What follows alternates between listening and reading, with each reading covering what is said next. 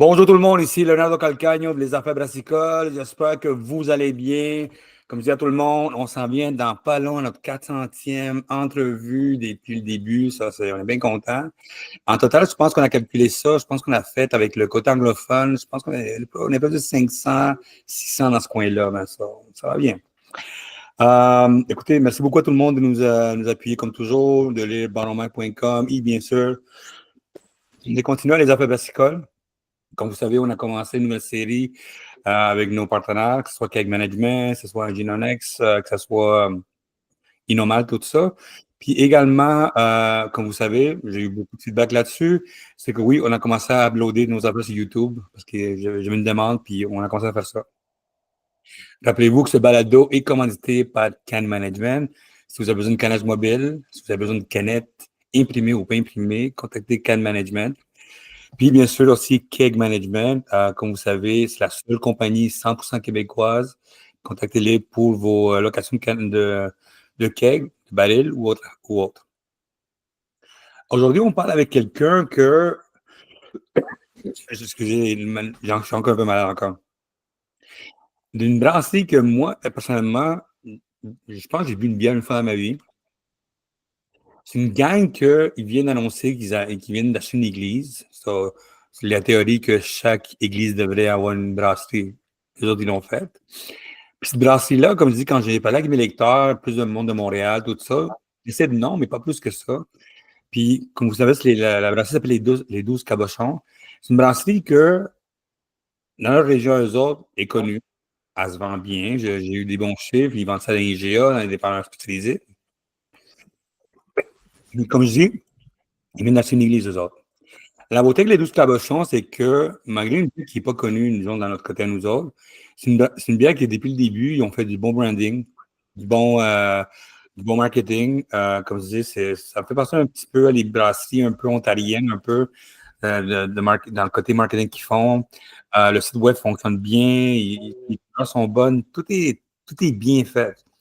L'affaire, comme je disais, il y a beaucoup de monde qui ne le connaissent pas dans le milieu, tu sais, plus à, disons, Montréal-Laval, le côté Ottawa et tout ça. Mais quand j'étais en Beauce, dans ce coin-là, man, écoute, j'ai vu partout la bière, tout ça. Puis si vous avez déjà eu la chance de goûter à leur bière ou aller chercher leur bière, vous savez qu'il y a le côté, c'est un peu très good humor qu'on appelle, man. C'est du monde qui tripe sa bière, du monde qui aime la bière. C'est tranquille, qui aiment triper, le monde qui vont à la pêche, qui vont quand ça va ça qui vont à la fin de semaine triper à bière. Hein? So, j'ai eu la chance de rencontrer le propriétaire pendant un de mes voyages en région, Jean-François Morin. Puis on n'avait pas le temps de parler, mais j'ai eu la chance de voir l'église. Puis aujourd'hui, je veux qu'on parle un petit peu avec lui, comprendre un petit peu d'où ça vient l'idée du cabochon. Puis aussi connaître un petit peu qu'est-ce qui s'en vient avec eux autres, parce que je pense que le fait d'acheter une église, c'est un statement, une petite place qui est pas intéressant. So, Jean-François Morin, comment ça va? Qui va super bien. Écoute, on est pas mal sur un nuage de ce temps-là, ça fait qu'on n'a rien à se plaindre. Ah non, mais comme tu me disais au début, avant l'entrevue, il y a du monde qui te contacte, le monde aime ça. Je suis allé voir l'église de l'extérieur, c'était vraiment beau, c'est une grosse église. Plein de choses qui s'en viennent avec vous autres, c'est sûr. Ton branding est beau, ton design est beau, tout a été pensé en avance, puis même tout ce que ton marketing a été fait, puis comme tu me disais au début, qu'on s'est pogné dans un coin bien frais, t'es un gars de marketing, t'es un gars de business, puis tu avais déjà une vision de ce que tu voulais. Mais avant qu'on parle de tout ça, l'Église, tout ça, tu me parles un petit peu d'où vient l'idée les 12 cabochons, parce qu'on est dans un moment où on a besoin de bonnes nouvelles dans l'industrie. So, let's go. Présente-nous un peu, c'est quoi les 12 cabochons? All right. Ben, écoute, 12 cabochons, on s'en va vers la troisième année là, d'exploitation. Donc, au mois de mai, ça va faire 3 ans. Très jeune entreprise encore. On a le vent dans les voiles. Oui, il y a beaucoup de secteurs qui nous connaissent de nom, mais tu vois, moi juste qu'on soit connu de nom pour ce qu'on est dans le marché, ça veut dire qu'on fait déjà une bonne job. Parce qu'il y a des microbrasseries, là, pas à toi que je vais apprendre ça, là, il y en a une, pas un autre. Ça fait que c'est ça, il y a 3 ans, 12 cabochons. Ce qui est drôle avec le brand, puis c'est ça aussi, tu sais, je t'avais parlé un peu le marketing, tout ça.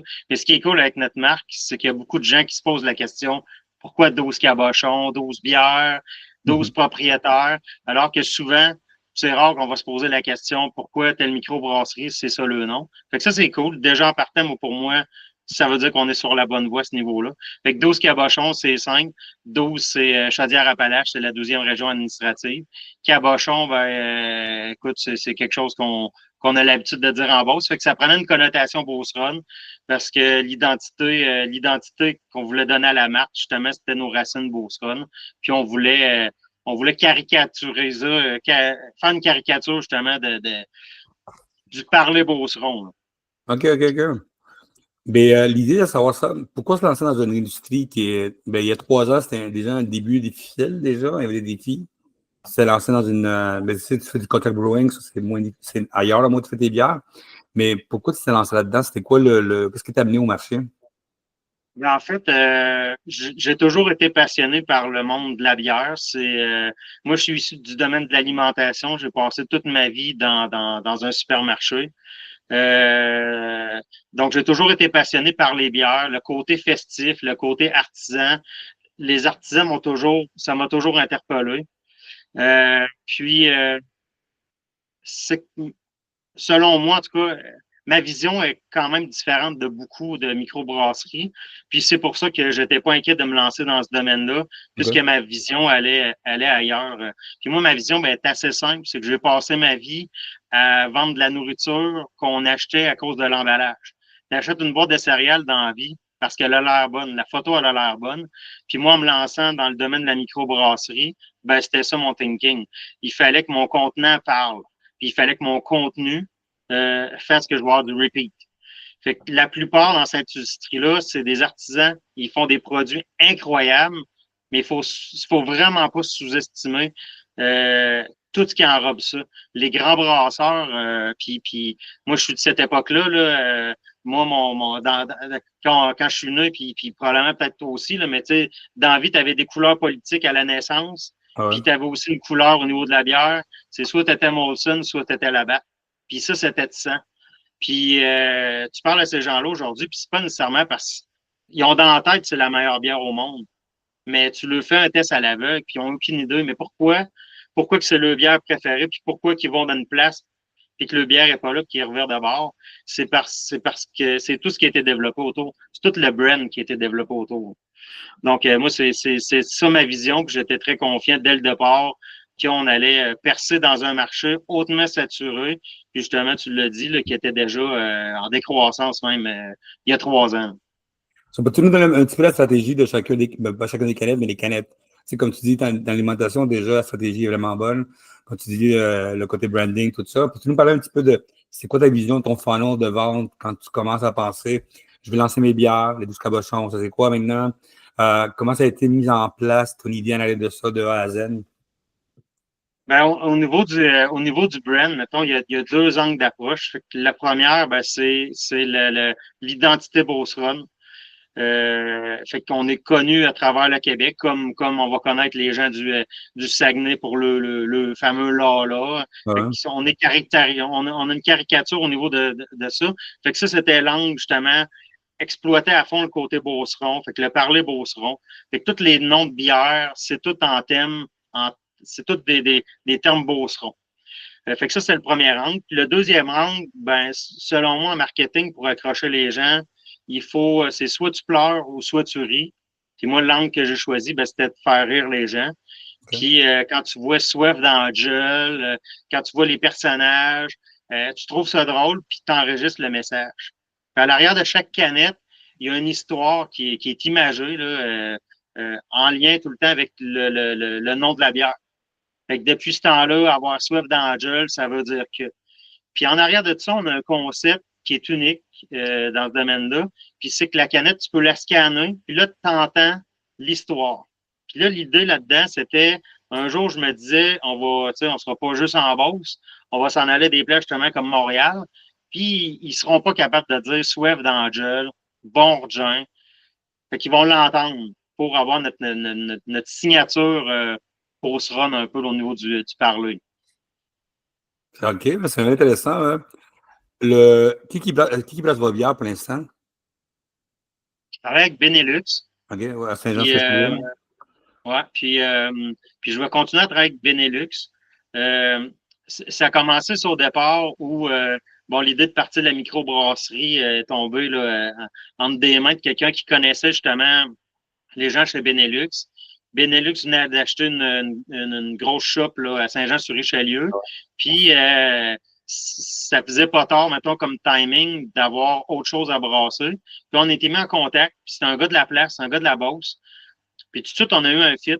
Quand j'ai rencontré l'équipe, moi, pour moi, c'était important les valeurs de l'entreprise, c'était important les qualités de maître brasseur, pas de compromis sur la qualité. J'ai toujours, ma signature, c'est que j'ai toujours fait les choses jamais à moitié. Puis vraiment, avec Benelux, on a trouvé là un partenariat incroyable. Puis aujourd'hui, c'est même pas. Aujourd'hui, c'est des collègues. Là. Ça fait que ma vision, c'est encore de continuer dans cette optique-là. Je veux rapatrier l'étape de brassage des barils de bière à Saint-René, puis tout le volet innovation, parce que ça, c'est la partie un petit peu plus compliquée. En Beauce versus Saint-Jean-sur-Richelieu, c'est une journée de travail aller-retour là, pour aller les voir. Fait que quand on a des ingrédients de la Beauce à monter, quand on a du brainstorming à faire sur les prochaines bières qu'on veut, ben c'est moins friendly user. Alors que si on fait notre recherche et développement ici même dans notre pub à Saint-René, ben on va être beaucoup plus flexible. Puis, comme tu le sais, puis probablement les gens qui nous écoutent aussi, là, pour beaucoup de microbrasseries, ben, ce recherche et développement-là est facile à faire en microbrasserie. Tu brasses de quoi, tu as trouvé ça bon, tu montes ça dans les lignes de fût, puis ton client il goûte instantanément. C'est un des meilleurs marchés pour ça. Dans la vie, tous les gros industriels vont payer un panel de gens qui vont goûter les produits à l'aveugle pour voir on se lance sur le marché ou ben non. Alors que d'un pub, le client, il paye, puis il te donne déjà son feedback, rajoute un petit peu plus d'amertume, plus de fruits. Donc, c'est vraiment cette partie-là que je veux ramener. Puis l'autre partie, je veux la garder à Saint-Jean parce qu'on ne se fera pas de cachette d'un marché très difficile. Puis on voit beaucoup présentement de microbrasseries qui s'associent, qui ramènent des étapes de brassage conjoints. Fait que ça serait fou d'aller m'équiper puis de m'acheter un encaneuse à 200 000 alors qu'on a vraiment un bon partenariat et on fait un super bon travail d'équipe avec Benelux.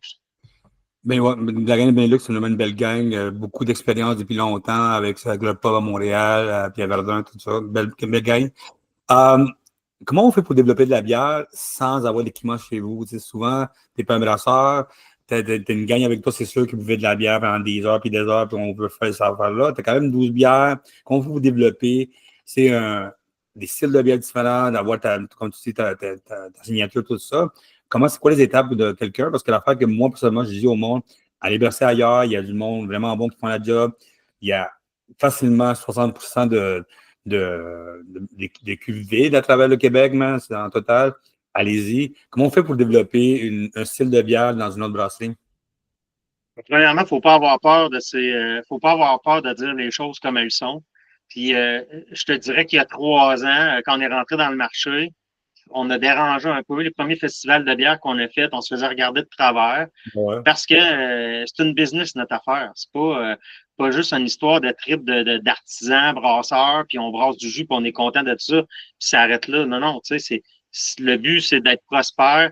Le but, c'est de faire triper des clients, puis de faire rayonner la marque. Fait qu'il faut pas avoir peur de ça. Puis il y a 3 ans, ça me faisait pas peur. J'étais à l'aise de le dire. On allait à des places. Non, c'est pas nous autres qui le brassent, mais je te dirais que c'est un univers, je ne m'attendais pas autant que ça, mais c'est un univers très fermé, puis très, à cette époque-là, vraiment peu ouvert d'esprit, dans le sens que, OK, tu brasses pas ta bière, genre, tu connais rien là-dedans, toi, Ouais. puis, ouais, mais tu sais, moi, je suis une entreprise, tu sais, je suis pas un OBNL, là. Je suis là pour faire de l'argent, puis comment je vais faire de l'argent? Ben, ça me prend un marketing, ouais, je mets beaucoup d'argent dans mon marketing, mais sans compromis sur ce qu'on fait. Il y a des bières qu'on a faites à date, c'était pas à notre goût. On les flush, that's it, ça fait partie de la game. Il n'y a pas de demi-mesure, mais il faut pas avoir peur de faire ça. Puis aujourd'hui, peut-être que les gens à Montréal ne nous connaissent pas encore, mais je te dirais que dans le coin de Québec, Chaudière-Appalaches, tous les festivals qu'on a fait dans le bas du fleuve, on peut parler aux grandes microbrasseries, là, les gens de La Souche, les chums de Rollbuck, puis écoute, au Quai des Brasseurs, c'est du monde avec qui on a passé des étés. Puis c'est des gens qui nous ont vu à l'œil, puis on fait comme, OK, tu sais, vous n'êtes pas des câbles. Tu sais, on travaille fort. c'est du 20 heures des fois d'une journée de festival parce que on arrive de bonne heure. Notre setup, on arrive à peu près avec 10-12 000 pièces de stock parce que justement, je fais pas les choses à moitié. Je loue un stand d'un festival. La plupart vont prendre 10 par 10. Moi, je prends 10 par 20, mais ça me coûte le double. Pourquoi? Parce que je veux créer un environnement festif. On crée un gros bar. On est en fût avec un chiller, alors que pour beaucoup, les premières années, ben, ça va être un flash cooler. Ouais. Fait que, c'est ça. C'est ma signature. C'est de même qu'on fait ça. Puis au fil du temps, ben là, on a acquis beaucoup de respect de la communauté des microbrasseries. Puis en plus, tu l'as dit, c'est un marché qui est en train de changer.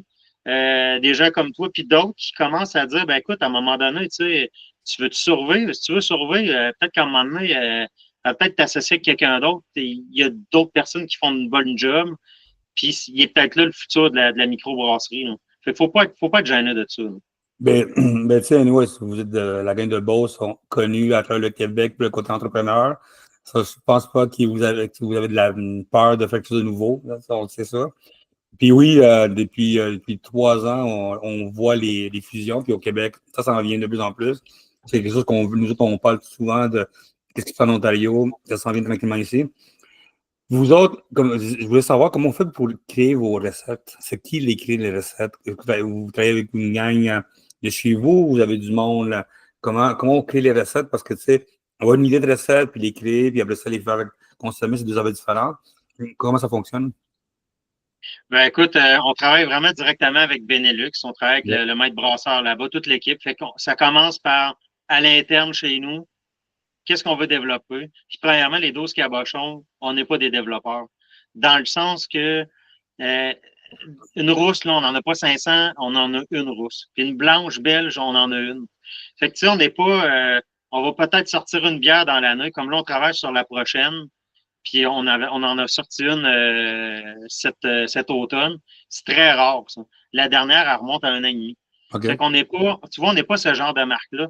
Je laisse ça aux autres. Il y en a beaucoup de microbrasseries, c'est ça le dada, c'est ça le trademark. Ils sortent des bières nouvelles à tous les mois.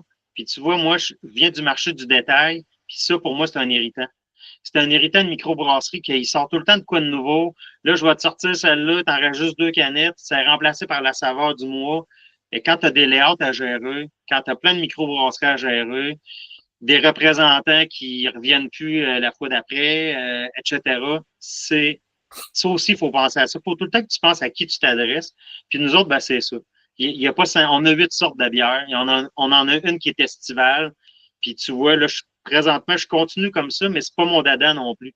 J'aimerais mieux avoir des bières stédées à l'année, mais j'en ai une là, qui est plus un peu estivale. Fait que celle-là, à date, est plus pour la période estivale, l'été. Puis c'est ça. Fait que ça part de l'idée qu'on a chez nous. Puis après ça, on s'en va chez Benelux, on s'assied avec les chums, puis on dit, bon, ben voici ce qu'on voudrait. Puis là, voici, puis on brainstorm un peu comment on va le faire, qu'est-ce qu'on va y ajouter. Puis après ça, ben là, on passe au test de goût. Fait qu'il va y avoir un petit brassin test qui va être fait. Là, nous, on goûte. C'est tout ça qu'on recherche. Fais-tu notre affaire? Tu fais-tu pas notre affaire? Si ça fait pas notre affaire, on flush. Si ça fait notre affaire, ben go. Notre brand est prêt. On met ça en canette, puis c'est parti. OK, ça, l'important de la stabilité, l'importance d'avoir tout le temps des produits qui sont plutôt avoir quelques produits forts pour qu'ils fonctionnent bien. C'est ça? En fait, la microbrasserie, là, on ne se fera pas de cachette, c'est un marché où le client il est très peu fidèle. Ouais, ouais. Et moi, en rentrant dans ce domaine-là, je me suis dit, moi, ce que je veux, c'est être la microbrasserie le moins trompée souvent. Ça fait que le client typique, il va arriver devant un layout de bière, puis il va s'acheter 4, 5, 6 canettes random comme ça, parce qu'il voit le visuel, ah, tiens, c'est nouveau. Puis moi, je me suis toujours dit, moi, ce que je veux, c'est que s'il en ramasse 6, ben, il en ramasse 2 à moi tout le temps. Que je OK. sois son safety. Parce que, comme je t'ai dit au départ, moi, je suis venu de l'époque où tu étais Molson ou Labatt, puis tu étais fidèle. Tu étais fidèle à la marque. Mais le consommateur de microbrasserie, c'est un épicurien. Il n'y a pas beaucoup de fidélité, mais il y a quand même ses prefers pareil. Puis moi, je me suis toujours dit, c'était ça mon angle. Puis c'est pour ça qu'il n'y a pas de. Si tu l'aimes, notre blanche, ben écoute, ne changera pas la semaine prochaine, puis je te bombarderai pas avec une nouvelle patente. C'est là-dessus que je claque tout le temps. C'est ça, notre blanche, on l'aime. C'est le goût est à notre signature. That's it, c'est ça. Si ça te plaît, ben écoute, elle va être là la semaine prochaine si tu veux une bonne blanche. Puis comment ça va les ventes en région? Est-ce que tu sais, à Beauce, je sais que tu es assez fort là-bas. Tu développes beaucoup. Est-ce que tu développes beaucoup aussi le côté keg tranquillement? Est-ce que c'est quelque chose que tu veux développer dans le coin ou pour l'instant, c'est uniquement de la canette? Présentement, c'est uniquement la canette, puis le pourquoi, ben ça, encore là, c'est le brand. Fait que quand on rentre mettons, en CSP, souvent on va dire t'as-tu des kegs? Oui, je peux avoir des kegs, mais c'est pas ça que je veux. Moi, ce OK. que je veux, c'est ma canette. Ma canette est à la table, c'est la marque, c'est le client, il est en train de manger. C'est quoi ça? C'est donc bien drôle ce que tu as. Il est en arrière, il scanne le code QR. Fait que j'investis beaucoup sur mon design.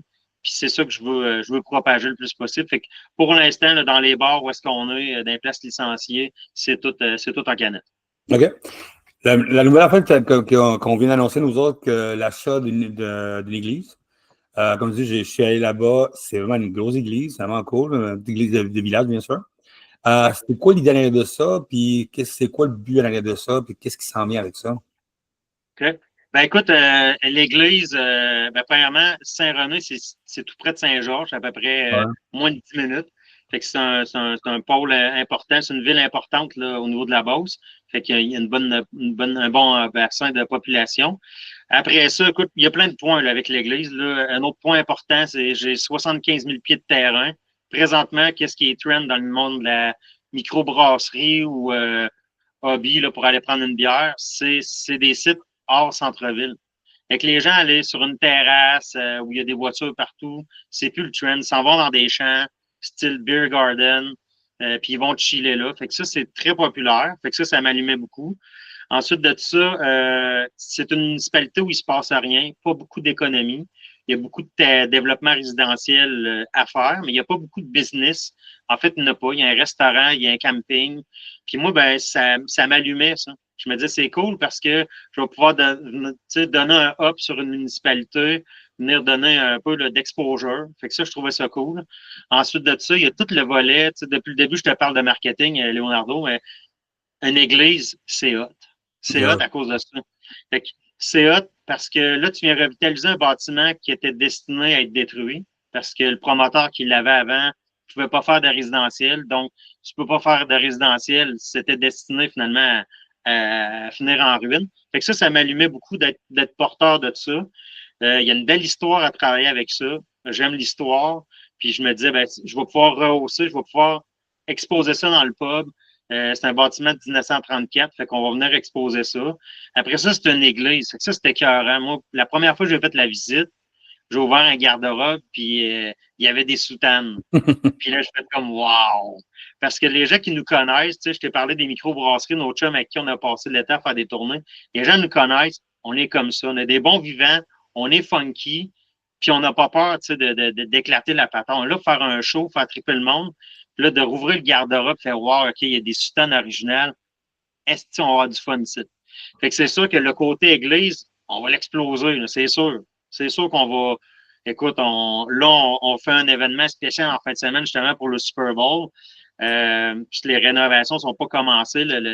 On a demandé à la municipalité de nous donner une dérogation pour pouvoir utiliser le bâtiment pour cet événement-là. Mais écoute, je peux te jurer qu'il va y avoir de la musique d'église, il va y avoir des hosties. Puis ça, ben après ça, c'est un marketing qu'on va exposer après ça ailleurs.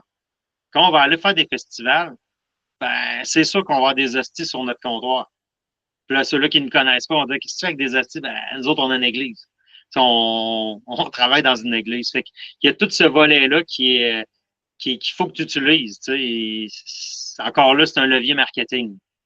Puis est-ce qu'il va y avoir des shows, tu vas faire des shows en été là-bas? Tu sais, c'était une grosse place Beer Garden, je voyais du monde qui faisait qui se promenait dans ce coin-là, en arrière. Est-ce que vous allez faire des Beer Garden, des showcases?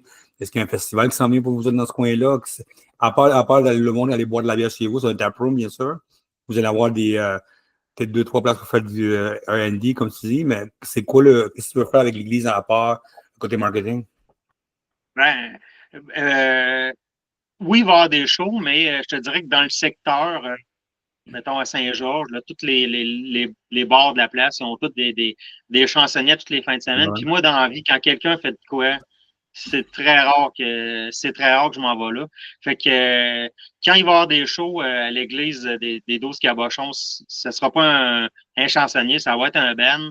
Ça va être un band qui va coûter 15 000 puis ça va péter. Tu sais, ça va être de quoi de gros qui va être à un autre niveau. Sinon, c'est pas ça notre trademark. Tu sais, ce qu'on veut, c'est que les gens viennent avoir du fun parce que, tu sais, cet environnement-là a sa place aujourd'hui. Tu sais, ça va tellement mal un peu partout. Ben ouais. Tu as besoin de décompresser. Les gens sont de plus en plus sur le téléphone, moins en moins de côté social. Fait que quand ils en ont un, tu sais, d'avoir tes chums, de jaser, prendre une bière, se rassembler autour d'une bonne bière, ça a sa place. Puis ça va être ça, l'Église des 12 cabochons. Puis c'est tout notre marketing, nous autres, qui est axé justement sur Beer Garden. Fait que, tu sais, camping, jeux de poche, etc. On va tout aller dans cet environnement-là. Fait que c'est une place où tu vas aimer ça te rassembler. Puis ça sera pas tout le temps animal. Tu sais, à un moment donné, on va avoir des soirées plus correctes. Parce que Ouais. la clientèle qu'on veut, c'est du monde c'est des travailleurs. Ils aiment ça prendre du bon temps de chum, mais demain matin, ils travaillent. Fait que, tu sais, c'est pas un pub qui va fermer à 3 heures du matin. Ça va être des heures raisonnables, parce que le lendemain, ben, on a toutes des familles, on travaille, mais écoute, ça se peut que demain soir, on revienne et qu'on fasse la fête. Puis, ben, on va avoir nos soirées thématiques. Puis le terrain, nous autres, il nous amène à pouvoir exploiter ça beaucoup parce qu'on est des créateurs d'événements. Tu sais, pour développer notre marque, il y en a beaucoup qui vont, tu sais, mon modèle, c'est souvent les grands brasseurs. Les grands brasseurs, ils vont positionner tout le temps leur marque de bière, tel artiste, tel show, tel événement. Ben, nous, notre marque de commerce, c'est ça, c'est qu'on est des créateurs aussi d'événements. On crée nos propres événements. On en a un fin février avec la ville de Saint-Georges, la descente des cabochons. Fait OK. que la descente des cabochons, ben, ça nous permet de véhiculer la marque, vendre de la bière, faire triper notre clientèle. Puis ça, ben, c'est un gros trip qu'on a. Puis d'avoir 75 000 pieds de terrain, ben là, c'est là que ça va nous permettre justement de s'éclater encore plus. Parce que là, on était limité des fois. Tu sais, si t'es sur la route, faire des festivals, ben, il y aurait une opportunité de faire autre chose. Fait que là, on va pouvoir vraiment faire éclater ce volet-là. Là. Quand même, hein, c'est intéressant, mais j'ai hâte de voir ça, hein. Euh, pour toi, selon toi, c'est quoi les défis qui s'en viennent pour toi? Tu sais, parce que c'est sûr que, comme tu sais, si les barons mag, il y a des fermetures, il y a des problèmes avec les prix qui montent. T'es chanceux que tu fais la bière ailleurs, ça veut dire que tu peux quand même, c'est raisonnablement calculer tes prix, tout ça. C'est quoi les défis que tu vois à long terme? Parce que, en plus du Bolt, vous êtes très américanisé, vous êtes à côté des États-Unis, tout ça. C'est quoi que tu vois, toi, comme à long terme, tes défis? Tu sais, t'as déjà le côté marketing déjà fait, t'as ta place, tu t'en vas en tournée, tout ça, t'as un beau momentum. Qu'est-ce qui s'en vient c'est quoi les défis pour toi? Ben, c'est sûr que le prochain gros défi, justement, c'est la rénovation de l'Église. Parce que pour avoir parlé avec beaucoup de collègues microbrasseurs, c'est là que c'est là que la majeure partie des revenus se font à cette heure. Ouais. C'est vraiment c'est dans le brewpub au lieu du détail. Le détail, c'est une carte d'affaires, mais c'est pas négligeable. Puis ça fait partie aussi d'un autre défi qu'on fait face. Il y a un blason incroyable des supermarchés et des dépanneurs spécialisés parce que ça fait trop longtemps que tout le monde est sur un high avec plein de microbrasseries et de la nouveauté toutes les semaines.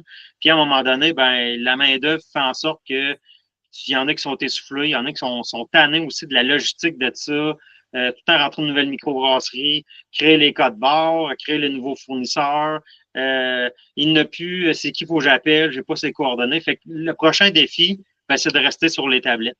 On voit beaucoup, nous autres, de nos détaillants qui rapetissent. Fait parce qu'à cause du cash flow. C'est très difficile aussi pour les supermarchés. Écoute, j'étais là-dedans avant, puis c'est déjà quelque chose qu'on réfléchissait parce qu'à un moment donné, tu te rends compte que ben, peut-être que 20 microbrasseries ou 10 microbrasseries, si ça t'amène 70 de tes revenus de microbrasserie, ben regarde, on va se concentrer sur ceux-là, puis on va arrêter on va arrêter de gérer cette logistique-là parce que il n'y a pas juste la bière.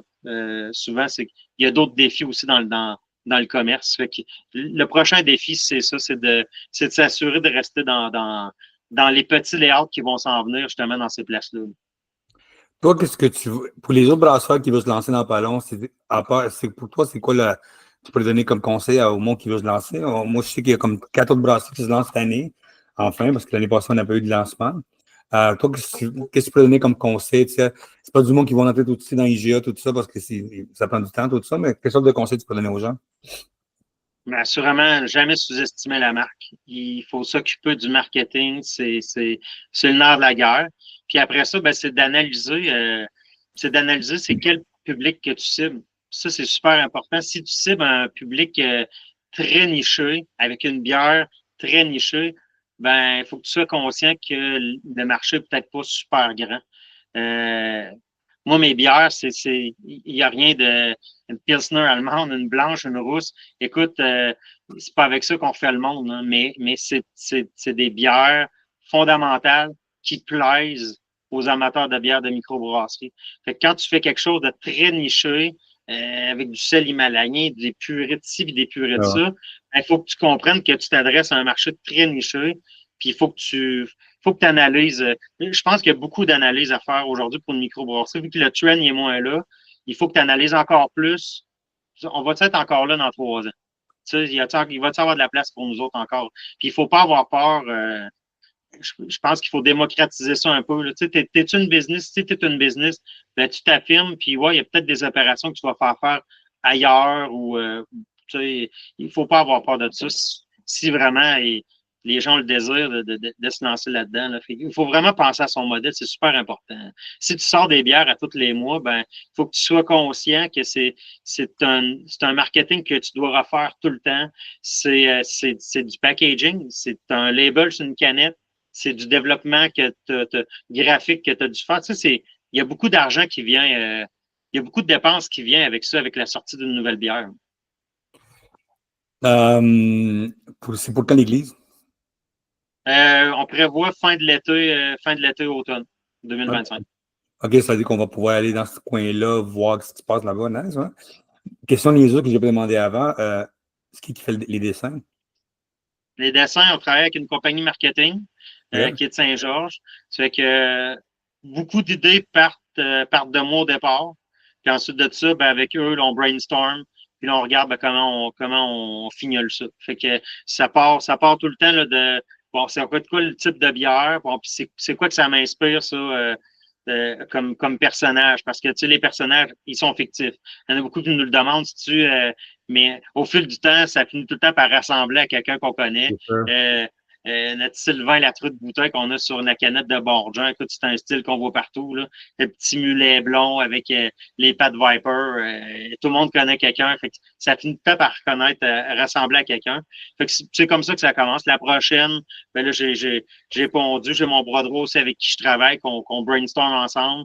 Puis notre prochaine bière, ben, on a une idée un peu, puis on va tout le temps chercher un peu l'histoire Beauceronne dans ce style-là, comme celle-là qu'on a sortie en automne, la Nick Ajax. Il y a du miel. Fait que là, on est allé, bon, apiculteur. Il y a quelque chose en rose, apiculteur? C'était pas tant notre dada. On est des producteurs de sirop d'érable. Là. Mais tu sais, tu vois, ça commence avec quelque chose, puis après ça, ben, on brainstorm, on prend une coupe de bière, puis là, ça donne le résultat final. Écoute, tous mes business que j'ai créés, c'est à cause de l'alcool, man. Tous mes business, man. Ça, je sais de quoi tu parles. Est-ce que tu penses que toi, Est moi, est-ce que tu penses que toi, comme brasserie, parce que moi, je sais beaucoup le côté local, tu sais.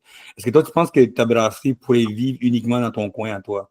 C'est la Beauce, Québec, dans ce coin-là. Est-ce qu'il y a un besoin pour toi de venir à Montréal ou ton coin est assez fort pour ça? C'est vous avez beaucoup de vacanciers, vous avez beaucoup d'Américains qui viennent dans le coin, vous avez beaucoup de développement de business, vous avez beaucoup de compagnies.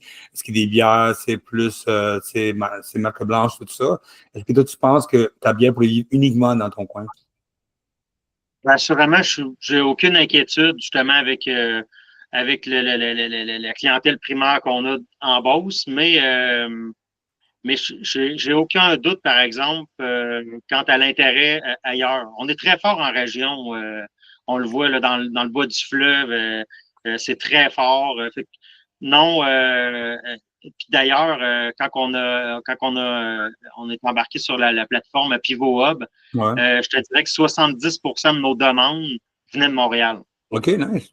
Ouais, ça fait que notre brand piquait la curiosité. Puis c'est ça encore là. Encore là, c'est une question de marque. Hein. Fait que non, j'ai aucun doute qu'un secteur de Montréal pourrait être très bon. Mais tu sais, on veut faire les choses correctement, on va s'occuper des clients comme il faut, parce que ça aussi, on se bat contre ça. Tu sais, je te parlais de défi tantôt, là, mais c'en est un. De rentrer dans un nouveau point de vente où le gars de micro, quand il y en a un, il est écœuré Ouais. parce qu'il rencontre des gars de micro tout le temps. Puis c'est pas le même rep que lui de la semaine passée, parce que lui de la semaine passée a démissionné, où il s'est fait clairer. Il y a pas beaucoup de stabilité dans ce domaine. Fait qu'on se bat contre ça. Quand on rentre à une place, ben, ouais, non. Encore un autre, puis on va établir un lien d'affaires, puis tu seras même plus là la semaine prochaine. Fait que on se bat beaucoup contre ça. Fait qu'on prend le temps comme il faut d'avoir des bons liens d'affaires avant d'aller avant de choisir l'expansion. La stabilité, la satisfaction avant l'expansion. Mais je suis convaincu qu'un marché comme Montréal là, serait très bon pour les 12 cabochons. Ben, excellent. Écoute, Jean-François Morin, merci beaucoup pour ton temps. Écoute, comme je te dis, bien hâte d'aller visiter l'église, hein, parce que c'est vraiment beau. Puis j'ai bien hâte de voir le développement de ça, parce que comme tu dis, depuis quand j'ai vu tes bières, tu avais déjà une idée, ça se voit que tu as une idée déjà claire dans ce que tu fais. C'était intéressant à voir longtemps. Puis bien sûr, on a hâte de voir plus de bières à Montréal, Laval, dans l'autre coin, nous autres. Puis ça, merci beaucoup. Merci à toi, Leonardo. Puis la prochaine fois qu'on va se voir, ben, il va faire moins frais. Ouais, je sais, mais est-ce que tu Fred, mais aucune idée, je suis capoté. Je suis malade de ça depuis ce temps-là, depuis la semaine passée. Là. Ça, Oui, c'est merci ça. beaucoup. Merci beaucoup. C'est vrai. Merci beaucoup à tout le monde d'écouter les affaires brassicoles, comme je vous dis. Allez chercher les 12 cabochons. On va mettre le lien sur le site. Puis, merci beaucoup de continuer à nous écouter. 400e podcast qui s'en vient dans pas long. On remercie à Can Management, puis à Keg Management, puis à tous nos partenaires, fournisseurs qui nous appuient depuis le début. Nous autres, on part en Ontario la semaine prochaine. On part à Rouyn-Noranda, pardon, excuse-moi, ce que je disais. On ouvre Brunswick dans pas long. Puis on s'en va là-bas faire un petit tournée là-bas dans les festivals de bière, parler avec nos amis des Maritimes. Si vous avez des questions, leonardo@baronmac.com. Comme je dis, on vient d'ouvrir notre page YouTube. Allez-y. On commence à avoir beaucoup d'abonnements là-dessus. Si vous avez des questions, je suis toujours sur Instagram, LinkedIn, partout. So, merci beaucoup et à la prochaine.